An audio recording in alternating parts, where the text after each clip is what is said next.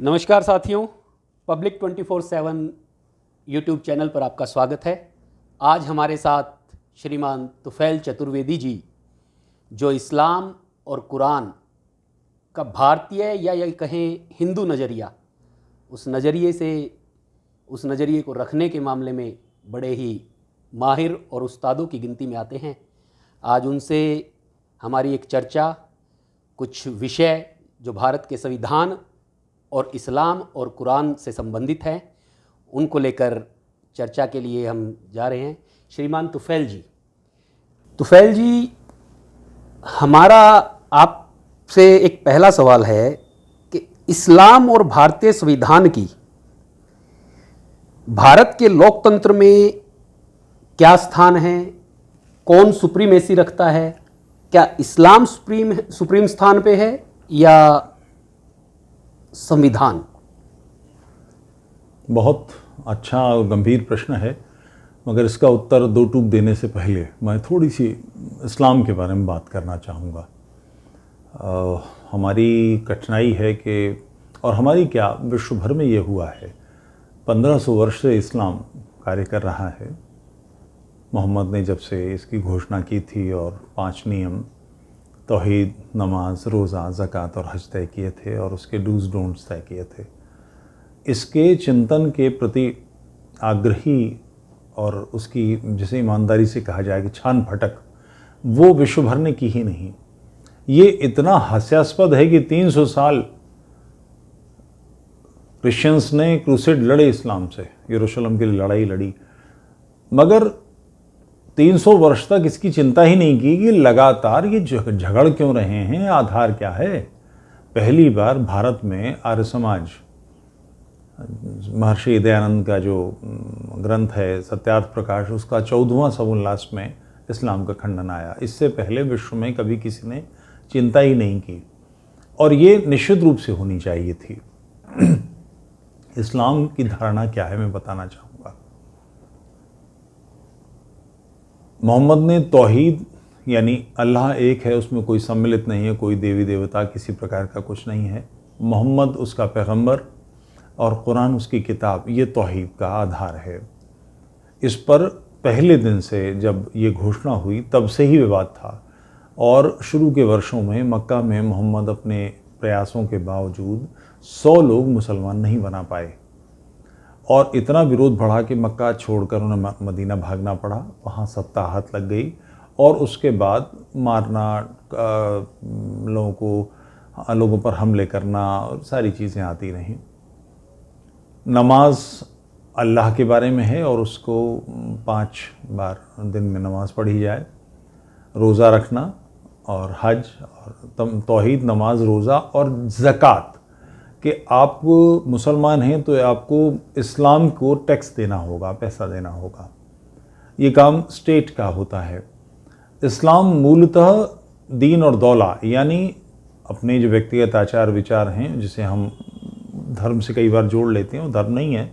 दीन और दौला, राजनीति, ये दोनों अंतर्गुम्फित है, पूरी तरह से आपस में मिली हुई हैं, और उसको चलाया कैसे जाएगा, तो इसका एक हिसाब था। ये चिंतन कुछ गड़बड़ हो सकता है, विरोध हो सकता है इसका, कई लोगों का विरोध हो सकता है, मगर इस चिंतन में एक जो बड़ी समस्या है कि इस्लाम ये मानता है कि वो ही संसार का अंतिम सत्य है, और उसके अलावा जो लोग भी हैं वो सब काफिर हैं। जिस जगह इस्लाम नाफिज है, ताकतवर है, काबिज है, जो ध्यान रखें संख्या का मामला नहीं है। भारत में आज भी अगर पाकिस्तान, हिंदुस्तान, बांग्लादेश, मोटे मोटे तौर पे भारत है, इसके मुसलमान हिंदू मिला दिए जाएं तो भी मुसलमान बहुसंख्या में नहीं है। संख्या का मामला नहीं है, ताकत का मामला है कि वो उस पर हावी है कि नहीं। तो वो स्थिति उनके हाथ में हो तो उस क्षेत्र को दारुल इस्लाम कहेंगे, कि वो इस्लामी क्षेत्र है जहाँ पर इस्लाम के नियम लागू हैं। वहाँ रहने वाले नॉन मुस्लिम्स जो मुसलमान नहीं हैं, उन सबको ज़िम्मी बनकर, या लगभग दास जैसी स्थिति, वो अपने ज़िंदा रहने के लिए जजिया देंगे। इस्लाम उन्हें मारे नहीं, सुरक्षा दे, इसके लिए वो टैक्स देंगे।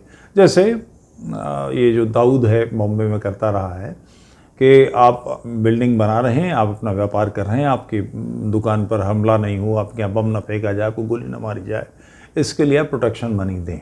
ये इस तरह की घटना है और ये लगातार उनका उस क्षेत्र में होगा। और उसके अलावा बाकी जो हिस्सा है जहाँ इस्लाम नाफिज नहीं है, वो दारुल हरम यानी इस्लामी क्षेत्र से अलग वो हिस्सा जहाँ इस्लाम की दृष्टि में जंग चल रही है, युद्ध हो रहा है, और हर नॉन मुस्लिम को मार के, खींच के, तोड़ के, दबा के, पैसा दे के, लड़की दे के, जैसे भी हो इस्लामी क्षेत्र में लाना, इस्लाम में कन्वर्ट करना, और इस क्रिया का नाम है जिहाद।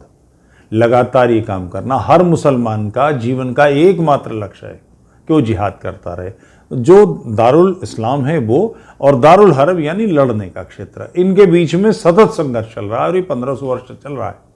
जहाँ जहाँ इस्लाम, जिस काल में भारत पर पहला आक्रमण हुआ 712 ईस्वी में, वो सिंध था, हमारे लिए सिंध था, उसके लिए नहीं था, उसके लिए हिंद ही था। उनके किताबों में वो भारत के काफिरों को मिटाने के लिए भारत आए। उन्होंने भारत पर तब हमला किया जब एक भी मुसलमान नहीं था। वो तब से, और उस समय के पत्र पढ़िए कि जो मोहम्मद बिन कासिम ने जवाब दिया है कि सारे जितने बुत खाने थे सब ख़त्म कर दिए गए हैं, मूर्तियाँ तोड़ दी गई हैं, मिस्मार कर दी गई हैं, और जो ब्राह्मण पूजा करते थे उनके गले में गायें काट के उनकी आंतें लटका दी गई हैं। एक राजा दूसरे राजा पर हमला करेगा, ये क्षत्रिय कार्य है, स्वाभाविक है, इसमें कोई समस्या नहीं है। मगर वो कभी भी साथ में जो किसान हल जोत रहा है, जो अपने बच्चों को बड़ा कर रहा है, दूध दूह रहा है, उस पर हमला नहीं होता था। कभी स्त्रियों पर हमले नहीं होते थे। इस्लाम की दृष्टि में ये सारे काफिर हैं और इन लोगों को ख़त्म करना उसका धर्म है।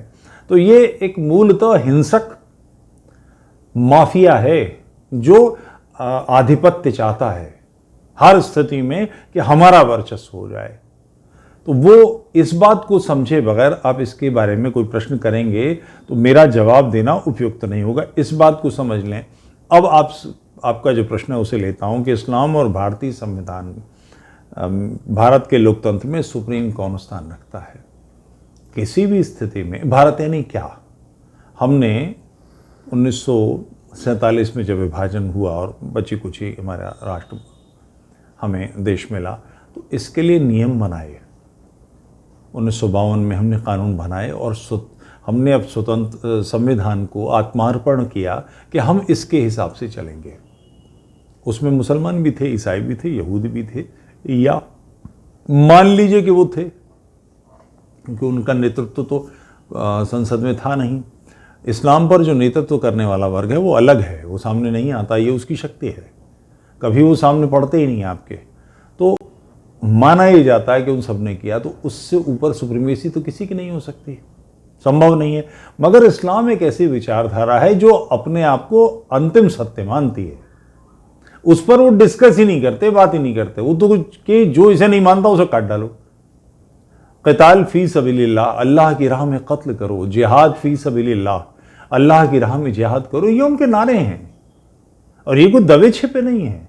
जहां जहां इस्लामी शक्ति, आज 20वीं शताब्दी में अफगानिस्तान में तालिबान आए, आईसिस आई, दाइश आया, और जो है इन लोगों के झंडों पर ये नारे लिखे हुए हैं। ओसामा बिन लादेन ने, जो बहुत बड़ा व्यापारी परिवार का था सऊदी अरब में, उसने वहाँ के शेख को पत्र लिखा और उस पत्र को की नोटिंग भेजी अमेरिका के प्रेसिडेंट को भी, कि झगड़ा इसी बात का है कि संसार में सच्चाई, सत्य किसके पास है।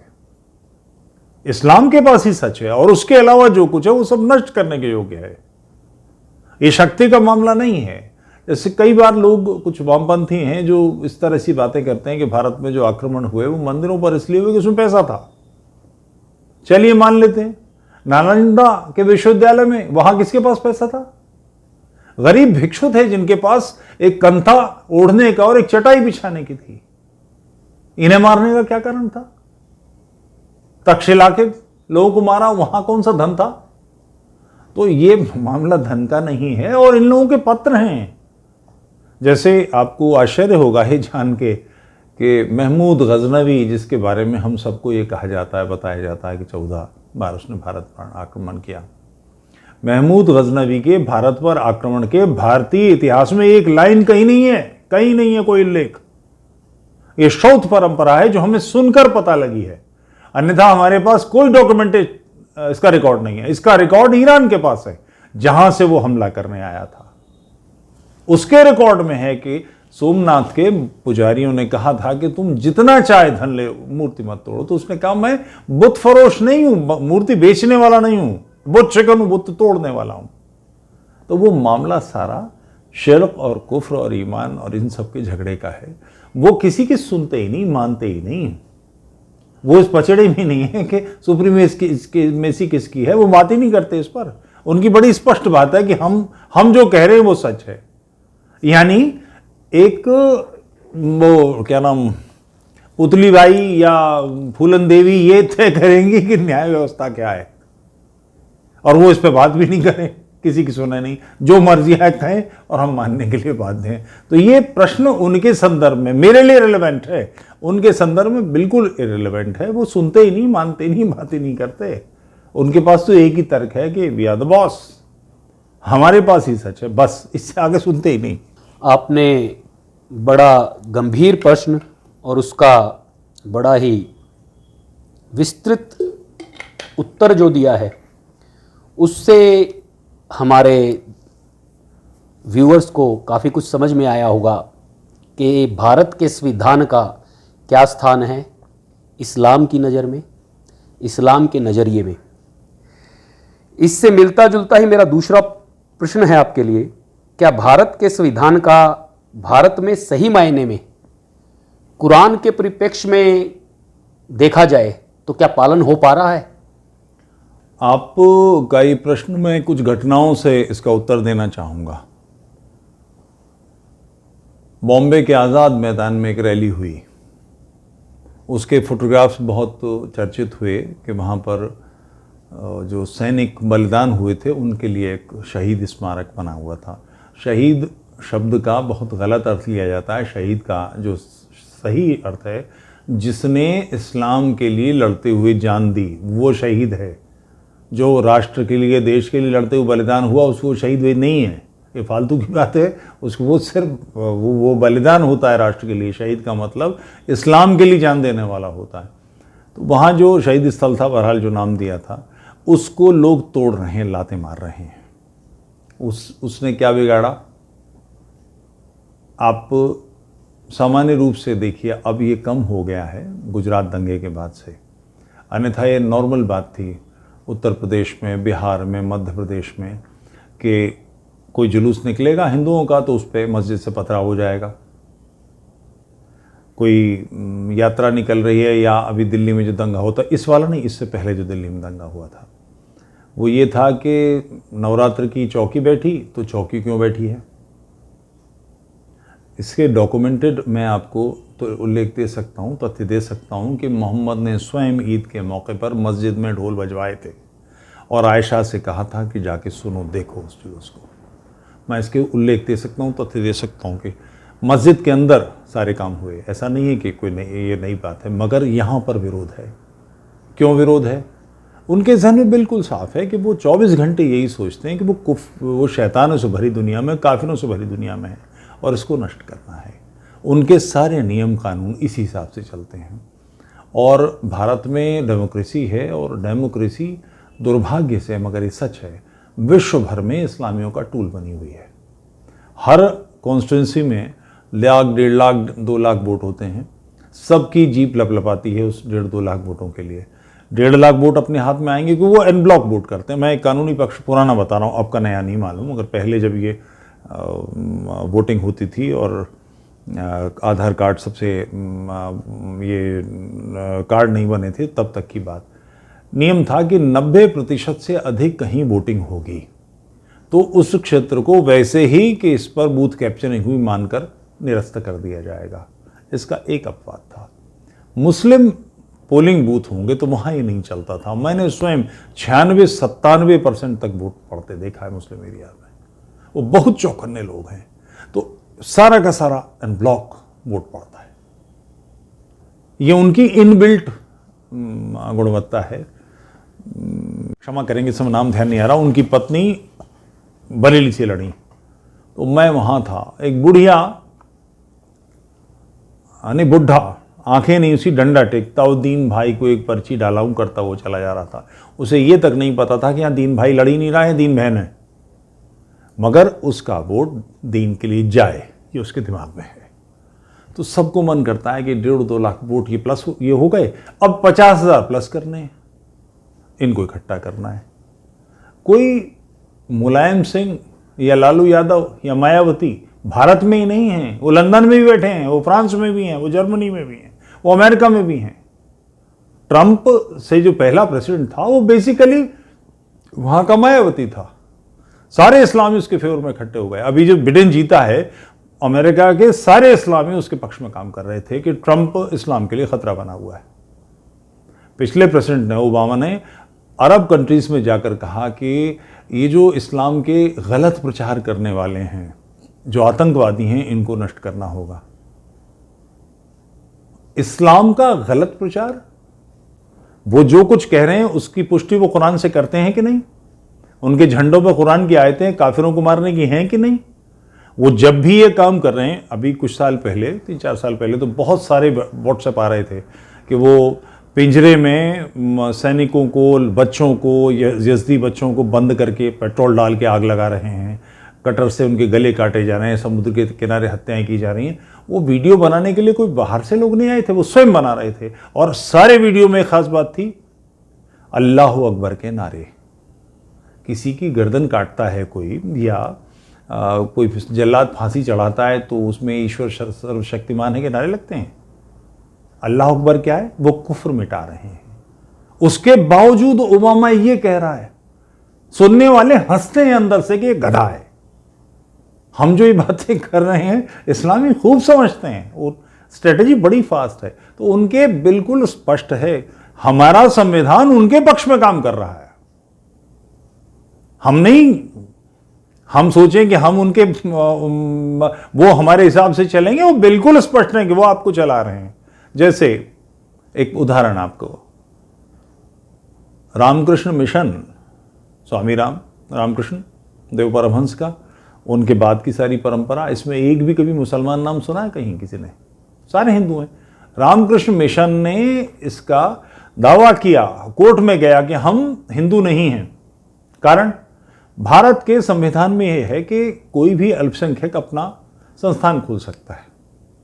कुरान पढ़ाने के लिए, बाइबल पढ़ाने के लिए वो अपने संस्थान खोल सकते हैं। मैंने अपनी आंखों से, किसी और की बात नहीं करता, देवबंद में, कोई ये 32 साल पुरानी बात है, एक छोटी सी दुकानिया, उसके अंदर 3 मेडिकल कॉलेज चलते देखे हैं। कुछ नहीं है उनके पास, आप पैसा दीजिए, डिग्री ले लीजिए, क्योंकि अल्पसंख्यक को अधिकार है और बाकी संस्थाओं पर टैक्स पड़ेगा। तो रामकृष्ण मिशन क्या करे? उस टैक्स को बचाने के लिए उसने दावा किया कि हम हिंदू नहीं हैं। जैन परंपरा के आचार्यों ने इसके लिए प्रस्ताव भेजे कि हमें हिंदू न माना जाए, क्योंकि हिंदू कोड बिल पर यह नियम बना था कि भारत में हिंदू कौन है ये कैसे तय होगा, तो हिंदू कोड बिल कैसे लागू होगा। तो सुप्रीम कोर्ट ने व्यवस्था दी थी कि भारत में जो भी मुसलमान, ईसाई, पारसी, यहूदी, इन 4 नहीं है, वो हिंदू है। और वो यदि ये कहता है कि वो हिंदू नहीं है, तो ये सिद्ध करना उसका काम है कि हिंदू वो क्यों नहीं है। तो भारत का संविधान तो बंदी बना पड़ा है, वो अपनी मर्जी से जैसे चाहे कराते हैं और हम करते हैं। तो संविधान कुरान के हिसाब से चल रहा, बिल्कुल ठीक कह रहे हैं। भारत की दुर्गति यही है कि यहाँ पर नियम ही ऐसे बने हुए हैं और उनका हिसाब किताब है। मगर अंतर आया, इसमें 2 राय के अंतर आया है। अब पिछले कुछ सालों से किसी ने इफ्तार पार्टी सुनी है? इफ्तार पार्टी होती थी, दौड़ दौड़ के सारे आते थे। काफिरों को से दोस्ती न करो, कुरान में आयतें हैं, बाकायदा स्पष्ट आयतें हैं। कुरान में काफिरों से दोस्ती नहीं करो, मगर हिंदुस्तान के चौके उन्हें यूज करना है, नियम बनवाने, कानून उन्होंने बहुत अपने हिसाब से बनवाए हैं। और ये है। ने हमारे दूसरे प्रश्न का जवाब दिया। तीसरा प्रश्न भी कुछ इन्हीं सवालों से संबंधित है। क्या भारत को सेकुलरिज्म को अपनाना चाहिए, अपनाए रखना चाहिए, या ऐसी क्या प्रतिबद्धता है कि भारत सेकुलरिज्म के दायरे में बंधा रहे? ये बड़ा मज़ेदार प्रश्न है और मेरी बात की दूसरे प्रश्न की पुष्टि इससे होती है। भारत के संविधान में सेकुलरिज्म का कोई स्थान नहीं था। 75 से 77 जब तक इमरजेंसी लगी, ये अमेंडमेंट तब हुआ जब विपक्ष नहीं था, सारे लोग जेल में थे। इस्लामियों ने इसको जुड़वा लिया, इंदिरा गांधी ने जोड़ दिया। ये जो प्रतिबद्धता है सेकुलरिज्म, आखिर संविधान में कोई बदलाव होगा तो इसकी बहस होगी ना, इसके पक्ष विपक्ष में बहस होगी और उसके बाद वोट पड़ेंगे। तो ये तो एक ऐसी लड़ाई थी जिसमें एक तरफा था, इधर ही सब कोई थे, दूसरी तरफ कोई था ही नहीं। तो सेकुलरिज्म का जो इजाफा हुआ, ये बढ़ावा दिया गया, ये बेसिकली इमरजेंसी में तब दिया गया कि जब कांग्रेसी नेताओं, और कांग्रेस का भी हाल क्या था, इंदिराइज इंडिया कहने वाले लोग नेता थे, सब तलवे चाट रहे थे, उस समय में ये हुआ है। ये इस पर कभी बहस नहीं हुई, तो इसे मानने की बाध्यता हमारी है ही नहीं, मगर कानून का हिस्सा है। सेकुलरिज्म तो कांग्रेस के लोगों ने तब डाला और इस्लामी ने डलवाया उनसे। ये एक ऐसी चीज है कि जिस पर सामान्य समाज का, राष्ट्र का तो मत लिया ही नहीं गया था। ये तो एक थोपा हुआ मामला है, इसे मानने की कोई बाध्यता नहीं होनी चाहिए, मगर कानून है, इसे चैलेंज जरूर किया जाना चाहिए। बिल्कुल सही कहा आपने। संवैधानिक तौर पर देखा जाए तो सेकुलरिज्म भारत की संसद में वोटिंग के आधार पर पास हुआ, ऐसा कोई भी तथ्य अभी तक नहीं है। उसे उस इमरजेंसी के दौर में भारतीय संविधान में जोड़ दिया गया। बिल्कुल आपने सही दिशा दी है। मैं अपने 5वें प्रश्न की ओर बढ़ता हूँ। इस्लामिक विषयों को संविधान से अलग भारत में स्थान देने का क्या अर्थ है? क्या इस्लामिक नियमों को संविधान से अलग भारत में स्थान देना, ये प्रश्न आपको सूझा, ये बहुत महत्वपूर्ण बात है और गंभीर बात है। आज जो भारत की पीढ़ी सामने आ रही है उसको तो इसका ध्यान ही नहीं है कि भारत में हो क्या रहा है, क्योंकि ज्ञान मिलने के 2-3 तरीके होते हैं। शिक्षा में तो है ही नहीं, माँ बाप बताएं, माँ बाप इन विषयों पर चर्चा ही नहीं करते। भारत धीरे धीरे इस्लामी स्टेट बनने की तरफ बढ़ रहा है। विभाजन 1947 में हुआ, बीज कब पड़े उसके? 712 ईस्वी में जब मोहम्मद बिन कासिम ने हमला किया, उसके बाद वहाँ पर लोग भ्रष्ट किए, मुसलमान बना दिए, वहाँ के मंदिर तोड़ दिए गए और उन्हें नमाज रोज़ा ये सब बताया गया। कुछ लोगों ने किया और कोई 10-12-15 साल के अंदर अरब सारे निपटा दिए गए, सब मारपीट के भगा दिए गए। ध्यान रखिएगा 712 ईस्वी में वो सफल नहीं हुए थे, वो क्षमा करेंगे 712 ईस्वी में पहले हमला नहीं था, हमले कई हुए थे और कई बार बहुत बढ़िया ठुकाई करके भगा दिए गए थे। मोहम्मद के समय से ही हमले हो रहे थे, सब मार मार के भगा दिए गए थे। 712 में वो सफल हुए थे, उसके बाद उनको फिर मार के निकाल दिया गया। फिर बाद में सब बदलाव आया।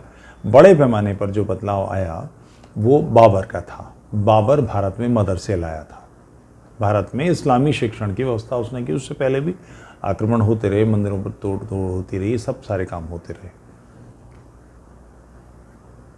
आप वो सारा क्षेत्र जो पंजाब पाकिस्तान में चला गया और बंगाल उधर चला गया, ये दोनों क्षेत्र बौद्ध बहुल थे। बौद्धों को चूंकि शस्त्र नहीं थे और चिंतन उनका शस्त्र त्यागने का था, उनको मुसलमान बनाना आसान था, बन गए। इसके बाद 10 साल पंजाब में, बल्कि 50 साल हिंदू सत्ता रही। कल्पना करें कि महाराजा रणजीत सिंह जो पंजाब का अंतिम बड़ा शासक है, वो एक दिन घोषणा करे कि 1 महीने के अंदर मेरे राज्य के सारे मुसलमान या तो चले जाएं या हिंदू बन जाएं। और मैं यहाँ स्पष्ट कर दूं, पहवा के जैसे हरिद्वार के ब्राह्मणों के पास पोथे होते हैं जिनमें हमारे पूर्वजों का इतिहास होता है, पंजाब के लोगों का पहवा में है। पहवा के ब्राह्मणों के पास रिकॉर्ड है कि महाराजा रणजीत सिंह का अंतिम संस्कार जाट राजा की तरह हुआ है, सिख राजा की तरह नहीं हुआ है, वो जाट राजा की तरह उनका संस्कार हुआ है। तो वो घोषणा कर दें कि 1 महीने के अंदर या तो वहाँ के सारे मुसलमान देश छोड़ दें या हिंदू बन जाएं, अन्यथा दंडित करूँगा। तो क्या 14 अगस्त 1947 को पाकिस्तान बनता?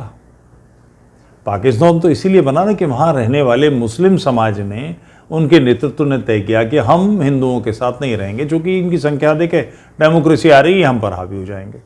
इस्लाम स्वभाव से दूसरे के साथ नहीं रह सकता। तो जहां जहां संख्या का बदलाव हो रहा है, डेमोग्राफिक चेंजेस हो रहे हैं, वो सारा क्षेत्र इस्लामी बनता जा रहा है। कश्मीर अभी तो 20-22-25 साल हुए कश्मीर से हिंदुओं को निकले, मगर उसकी तैयारी तो सैकड़ों साल से हो रही थी। जहां जहां हिंदू पीछे हट रहे थे या समाप्त हो रहे थे या मुसलमान बन रहे थे, शेख अब्दुल्ला के दादा का नाम, उसके परदादा हिंदू थे, को बहुत पुरानी बात नहीं है। इकबाल जैसा जो इस्लाम का बेसिक जनक है, इसका बाप हिंदू था, ये मुसलमान पहली पीढ़ी का है। तो जहां जहां इस्लामी बन रहे हैं वहां वहां वो क्षेत्र, पूज्य सावरकर जी ने कहा था कि कोई व्यक्ति जब धर्म बदलता है तो केवल एक व्यक्ति मुसलमान नहीं बनता, एक कम होता है और एक शत्रु बढ़ता है। ये धर्मांतरण नहीं है, राष्ट्रांतरण है, क्योंकि इस्लाम की मांग ये साम्राज्यवादी हैं। किसी का मुसलमान बनने का मतलब है कि अब उसके पूर्वज ही बदल गए, वो मक्का मदीना की तरफ देखेगा, उसके सारे संस्कार बदल जाएंगे, वो यहाँ की पीढ़ियों से, यहाँ की ज़मीन से, यहाँ की संस्कृति से अपने आप को काट देगा। तो ये जो लगातार बदलाव हो रहा है, जहाँ जहाँ ऐसा बदलाव हो रहा है, वो पर सारा क्षेत्र इस्लामी बनने की तरफ है। बंगाल में स्थिति आ रही है, गाँव में जहाँ जहाँ बहुसंख्यक हो गए हैं मुसलमान, वहाँ से हिंदू छोड़कर जा रहे हैं। आपने देखा होगा, टीवी पे अखबारों में आता है। मेरा तो मन करता है कि इनकी ठुकाई लगाई जानी चाहिए कि साहब गांव गली में मुसलमान बदमाशी कर रहे हैं तो उन्होंने बोर्ड लगा दिया कि घर बिकाओ, हम छोड़ के जा रहे हैं। कहाँ तक जाओगे? कोई सीमा है? दीवार से पीठ लगी हुई तो पीछे हटते जाओगे? बिल्ली भी कोने में गिरती तो पंजा मारती है, तुम्हें पंजा मारना नहीं आता? तुम्हारी लड़ाई लड़ने कोई और आएगा, मकान बेच देंगे। इनकी ठुकाई होनी चाहिए, चप्पलें बजनी चाहिए इन कम वक्तों पे जो ऐसी हरकतें करते हैं। आखिर अगर बच के भी भागोगे तो क्या होगा? और मेरी बात कई बार कठोर भी लग सकती है। कमलेश तिवारी जी की हत्या हुई अभी कुछ ही समय हुआ है, तो कुछ मित्रों ने मुझे आग्रह किया कि आप पीछे हट जाइए, छिप जाइए, अब आपका नंबर आ रहा है। मैंने उनसे प्रश्न पूछा कि वीरगति को तिलांजलि दे दी है? कमलेश तिवारी मर गए, ठीक बात, उनके कारण समस्या आएगी, उनकी पत्नी को, माँ को, उनके बच्चों को कुछ कठिनाई आएगी, ठीक बात। कमलेश तिवारी ने कुछ चंद्रगुप्त विक्रमादित्य नहीं पैदा किया था कि जिसके लिए पूरा राज्य का क्या होगा, नहीं होगा समस्या, ठीक है भाई झेलेगा, मगर अगर मरेंगे नहीं तो क्या होगा? 1500 साल जिंदा रहेंगे। आज हम मर गए तो क्या होगा? मुझे कोई मार देगा तो क्या होगा? वीरगति को तिलांजलि दे दी हमने। इतने स्वार्थी हो गए कि हम केवल इस बात पर जिएंगे कि हमें कोई मार ना दे। और दूसरा मारने वाला क्या करेगा? वहां से एटम बम फेंकेगा 300 किलोमीटर दूर से आके, जो मेरे चाकू मारेगा वो मेरे 2 फुट दूरी पे आएगा ना, तभी तो मारेगा। तो भाई साहब, मैं भी तो अगर उसके 2 फुट दूरी पर हूं तो वो भी तो मेरे 2 फुट पास होगा। मैं क्या करूंगा? चूड़ी मैं पहन के बैठूंगा, कीर्तन करूंगा? किसी के मन में ये नहीं सोचता। तैयारी तो कीजिए, क्या अंतर है? अगर वो उत्पात कर रहा है तो आपसे क्यों जवाब नहीं दिया जाता? कम से कम थाना कचहरी तो करो, पुलिस में तो जाओ। अखबार लगा, बोर्ड लगा दिया कि घर बिका हुआ है। राष्ट्र के लिए, धर्म के लिए, अपने परिवार के लिए अगर किसी की पत्नी से कोई बदतमीजी करे तो स्वाभाविक मारेगा कि नहीं? उसको झगड़ेगा कि नहीं? निश्चित रूप से संघर्ष करेगा। धर्म के लिए संघर्ष करना किसी और का काम है। बीवी की रक्षा तेरी, वो तेरी जिम्मेदारी, और राष्ट्र की रक्षा, ये तो कोई बात ही नहीं हुई। हम पीछे क्यों हट रहे हैं? कोई वजह तो हो। हम संख्या में भी 5 गुना, मगर उसके बावजूद ये हमारे पल्ले नहीं पड़ता। तो पौरुष का कोई विकल्प नहीं है। पौरुषवान बनिए, तेजस्वी बनिए, राष्ट्र के लिए सन्नद्ध होइए। लोहा लेना है, निश्चित रूप से लेना है, तो लोहा है आपके पास, इसकी व्यवस्था कीजिए। ये कोई बड़ी बात नहीं है। प्राण चले जाएं, उसमें कौन सी आफत है? बड़ा ही फैलाव वाला और दिशा देने वाला पूरे हिंदू समाज को, भारत के लोगों को, सभी संप्रदायों को दिशा देने वाला आपने जवाब दिया है। अब अंत में कंक्लूड करते हैं, क्या अलगाववाद की मुख्य वजह को आपने इसमें चिन्हित नहीं कर लिया है? क्या उस वजह को चिन्हित करने के बाद क्या उसका निर्मूलन नहीं होना चाहिए? मेरा ये अंतिम प्रश्न है आपसे। आपके प्रश्न में ही उत्तर छिपा हुआ है। लोगों की शायद जानकारी में नहीं है, रूस जो अब रूस बचा है, जो कज़ाकिस्तान, उज़्बेकिस्तान, ताजिकिस्तान ये सब उससे निकल गए हैं, मगर जो अब रूस बचा है, लोगों की जानकारी में नहीं है कि वहाँ भारत जैसी स्थिति है, यानी 20% के आसपास इस्लामी हैं। पुतिन साहब का अभी 1.5 साल पहले का स्टेटमेंट है, जिनको शरिया चाहिए वो वहाँ चले जाएं जहाँ शरिया है। रूस एक विशेष संस्कृति, एक विशेष प्रकार की विचारधारा, जीवन शैली का देश है। आपको ये पसंद नहीं है तो जहाँ आपको आपकी प्रिय चीज़ें हैं वहाँ चले जाइए। सीधी सी बात है, और ये सोचने की बात है, विश्व भर के सोचने की बात है। आप 3-4 साल पहले एक फ़ोटो छोटी सी कि इटली के तट पर एक नाव बह के आई थी, उसमें एक बच्चा मरा हुआ पड़ा है, बड़ी चर्चा हुई थी उसकी। सीरिया से कुछ लोग भाग के निकले थे, वो नाव पलट गई थी या कुछ हुआ, मर गया। जर्मनी की जो उस समय चांसलर थी, उन्होंने बड़ी अपनी संसद में दहाड़ी कि ये समय सारे यूरोप को अपनी मान्यताओं पर ध्यान देने का है, हमारे होते हुए ये कैसे हो गया। मैं उस महामूर्ख बौड़म महिला से पूछना चाहता हूं, कोई वहां पहुंच सके, अन्यथा जिन लोगों की समझ में आ रहा है वो तो देखें। सीरिया के लोग, इराक के लोग, यमन के लोग गृहयुद्ध में फंस गए, वहां से वो भागे, और भागकर कहां गए? सऊदी अरब, जिसके पास 5 लाख टेंट हर समय एयर कंडीशन तैयार हैं। क्योंकि सऊदी अरब अगर आज पेट्रोल ख़त्म हो जाए, डीजल ख़त्म हो जाए, तो सऊदी अरब की इकोनॉमी कहीं नहीं जाने वाली। उसको बहुत बड़ा पैसा हज से, और हज एक विशेष मौसम में होता है, महीने में होता है, बाकी समय उम्रा चलता है, लगातार ये होता है। इतना बड़ा बिजनेस है, वर्ल्ड के जितने बड़े 5 स्टार होटल होने की शर्त है कि उसमें बार होना चाहिए, मगर उनके लिए छूट दी गई है, वहाँ पर बार नहीं होता। सारी दुनिया की होटल्स की जितनी चेन सब मक्का और मदीना के आसपास हैं, सारी दुनिया से पैसा उनके पास आता है। 5 लाख टेंट वहाँ पर स्थायी रूप से लगे हुए हैं। एक आदमी न तो वहाँ गया और न सऊदी अरब ने बुलाया कि मेरे दीन भाइयों आ जाओ। वहाँ शरिया था, हलाल गोश्त था, बुर्का था, जो आपको चाहिए वहाँ था। तो इटली क्या करने गए थे? क्यों? ये इस्लाम का प्रसार है कि वो जहां जहां नॉन मुस्लिम एरिया वहां घुसेगा और फिर उसको अपने नियमों के हिसाब से बात करेगा। हमको हलाल गोश्त चाहिए, भाई साहब यहाँ क्यों आ गए? जहां हलाल गोश्त तुम रहो, शरिया चाहिए किस लिए? लंदन में शरिया क्यों चाहिए? आप सीरिया से निकले थे तो बगल में ईरान था, वहां चले जाते। शिया नहीं जाना तो सऊदी अरब था और दुनिया भर कंट्री थे। तो ये जो ये इस्लाम के मूल में है कि वो गैर मुस्लिम क्षेत्रों में जाएगा, जिहाद करेगा, ज़मीनें पकड़ेगा, वहाँ फिर विवाह करेगा, उन्हें मुसलमान बनाएगा, अपनी संख्या बनाएगा और उसके बाद अपने नियमों की बात करेगा। उसके स्वभाव में ही अलगाववाद है, वो किसी दूसरे के साथ रह ही नहीं सकता। तो इसे चिन्हित करने जैसा नहीं है, वो तो उसका हिस्सा है। काफिरों को मारने की बात लेकर जाएगा। एंटवर्प डायमंड की सबसे बड़ा शहर है।